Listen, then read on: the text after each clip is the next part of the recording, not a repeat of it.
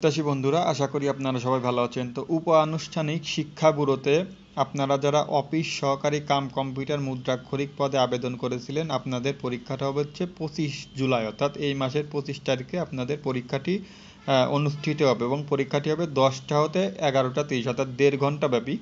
তো এটা 1.5 ঘন্টা ব্যাপী আপনাদের লিখিত পরীক্ষা অনুষ্ঠিত হবে।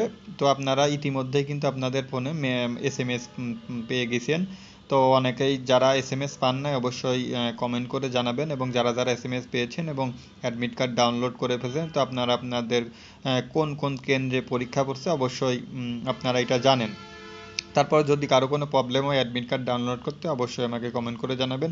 তো আমি আপনাদের আবারও বলছি, এটা কিন্তু লিখিত পরীক্ষা হবে এবং সময় হচ্ছে 1.5 ঘন্টা, 10টা থেকে 11টা 30 পর্যন্ত, এবং এটা 25 তারিখে অনুষ্ঠিত হবে। এবং এই একই উপ-আনুষ্ঠানিক শিক্ষা ব্যুরোতে যারা অফিস সহায়ক পদে আবেদন করেছিলেন, তাদের পরীক্ষাটা আগস্ট মাসে অনুষ্ঠিত হবে। তো এই বিষয়ে আমি এটি নিয়ে একটি ভিডিও তৈরি করেছি, ওইখানে বলা আছে সব কিছু।